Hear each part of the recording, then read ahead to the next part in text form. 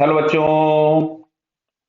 यहां दिया है L shaped uniform rod of mass 2m length 2l। A B और बी सी दो पार्ट है, दोनों की लेंथ एल दी गई है जैसा कि डायग्राम में दिया गया है। लिखा है with a string fixed between C and wall. यहाँ पे सी और वॉल के बीच में एक स्ट्रिंग बंधी है। A B is vertical and B C horizontal, there is no friction between hinge and rod at A. लिखा है the string is burned, okay. Find angle between A B with the vertical at which this comes in equilibrium. Clear. तो देखो इसके लिए हम लोगों को थोड़ा सा एक डायग्राम बनाना पड़ेगा। अगर हम लोग इस स्ट्रिंग को यहां से कट कर दे रहे हैं तो ये रॉड पीछे की तरफ में जाएगी। क्लियर है। तो रॉड अगर पीछे की तरफ में जा रही है तो हम लोग इसका एक डायग्राम बना रहे हैं, ध्यान से देखिएगा क्योंकि इस डायग्राम में ही सारी चीजें हैं। ये डायग्राम यदि आपको क्लियर हुआ तो आंसर तुरंत आ जाएगा, नहीं तो हम लोगों को सारी चीजें बहुत कॉम्प्लिकेटेड लगेगी। अच्छा देखो ये वाला पार्ट हमारे पास हो गया ए बी, ये हो गया, इसको हम लोग ए लिख रहे हैं पॉइंट, और ये वाला बी है। क्लियर। अब हम लोग यहां से बना रहे हैं बीसी पार्ट, ध्यान से समझना बेटा। ये हम लोगों ने यहां से बना दिया बीसी पार्ट, ये हो गया सी वाला। अब ये इक्विलिब्रियम में तब होगा जब सेंटर ऑफ मास यहां कहीं पे आ जाए। सेंटर ऑफ मास अगर इस पोजीशन पे आ जाएगा, इसी वर्टिकल लाइन पे आ जाएगा, तो ये इस जगह पे इक्विलिब्रियम में आ जाएगा। अब ध्यान से समझो पहले बात को। मैं यहां से बात कर रहा हूं इस जगह से, मैंने इन दोनों को ज्वाइन कर दिया पहले। तो जो सेंटर ऑफ मास होगा वो सेंटर ऑफ मास अगर हम लोग बात करें बराबर, बल्कि इसको ज्वाइन मत करें आप लोग, इसको ज्वाइन करते यहां से। ध्यान से देखेगा, इसका सेंटर ऑफ मास यहां होगा, इसका सेंटर ऑफ मास यहां होगा, मतलब इस सिस्टम का जो सेंटर ऑफ मास होगा वो यहां कहीं लाई करेगा। क्या क्लियर है बताइए। तो दोनों रॉड्स अगर बराबर मास की हैं तो सेंटर ऑफ मास बिल्कुल बीचों बीच में आ जाएगा। मतलब ये जितना ये एंगल जो होगा, ये एंगल भी 45 होगा और ये एंगल भी 45 होगा। बात को ध्यान से समझते जाइएगा, बड़े आराम से चीजें समझ में आ जाएंगी, अदरवाइज कॉम्प्लिकेटेड हो जाएगा।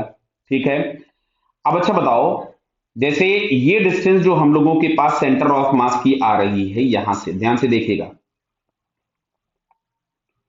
क्लियर हो रहा ना बेटा ये। तो ये वाला डिस्टेंस तो ऑलरेडी L/2 था, ये डिस्टेंस तो ऑलरेडी L/2 था। अच्छा ये जो सेंटर ऑफ मास आ रहा है, क्या वो यहां से L/4 और नीचे आएगा? तो ये जो बचा हुआ पार्ट होगा, ये बचा हुआ पार्ट भी क्या हम लोगों के पास L/4 हो जाएगा। ये कैसे पता चला सर? भाई ये सेंटर ऑफ मास का कोऑर्डिनेट मान लो, अगर हम लोग इसको एक्स एक्सिस ले लें और इसको वाई एक्सिस ले लें, मैं आपको समझा रहा हूं पूरा ढंग से समझिएगा। तो इसके कोऑर्डिनेट हम लोगों के पास आएंगे L/2 कॉमा 0, और ये वाला जो पॉइंट है इसके कोऑर्डिनेट आएंगे 0 कॉमा L/2। फिर आप एक्सीएम वाईसीएम निकालिएगा तो ये जो सेंटर ऑफ मास है इसका कोऑर्डिनेट मिल जाएगा आपको L/4 कॉमा L/4। निकाल लीजिएगा आप लोग, निकाल लीजिए L/4 कॉमा L/4। क्लियर है ये। यानी इसका ये जो लेंथ होगा ये L/4 होगा नीचे से यहां से, तो ये L/4 हो गया। क्या है बात समझ में आ रही? तो अब ध्यान से समझो, ये जो सेंटर ऑफ मास है वो इसी लाइन पे था बेटा। क्लियर। हम लोगों से ये वाला एंगल थीटा पूछा गया है। क्लियर। अब अगर हम लोग ये देखो ध्यान से, मैं इसको ब्लैक लाइन बना रहा हूं। सेंटर ऑफ मास से ए बी लाइन पे जो परपेंडिकुलर था, सेंटर ऑफ मास से ए बी लाइन पे जो परपेंडिकुलर था उसका बी से जो डिस्टेंस था वो L/4 था। तो सेंटर ऑफ मास से ए बी रॉड पे जो परपेंडिकुलर था ये, इसका जो बी से डिस्टेंस था ये वाला डिस्टेंस, ये डिस्टेंस L/4 था या नहीं था? बोलो भाई। ओरिएंटेशन चेंज करने से सेंटर ऑफ मास की जो पोजीशन है बी से वो तो चेंज नहीं हो जाएगी। क्या क्लियर? तो ये डिस्टेंस हमको मिल गया L/4। अब ध्यान से सुनो, हम लोगों को ये वाला डिस्टेंस चाहिए था। अब ध्यान से देखो, ये एंगल 45 होगा, ये 45 है ना एंगल भाई। तो अगर ये एंगल 45 होगा और ये हमने 90 ड्रॉ किया है तो ये भी 45 होगा। तो ये जो लाइन हम लोगों को दिख रही है जिसको मैं दो ब्लैक डॉट लगा रहा हूं, क्या ये भी L/4 होगी? समझ में आ रहा है ना भाई, आइसोसेलेस ट्रायंगल बन गया। अच्छा ये वाली जो लेंथ बची हुई है ये हो गई 3L/4। क्लियर।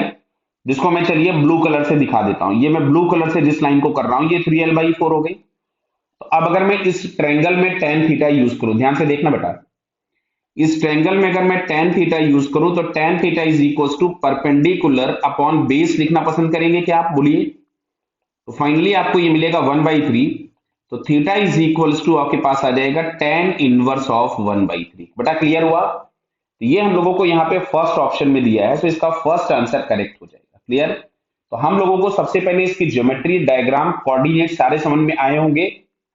तो आंसर आपको फटाफट क्लियर हो गया होगा। क्लियर बेटा? Okay, all the best.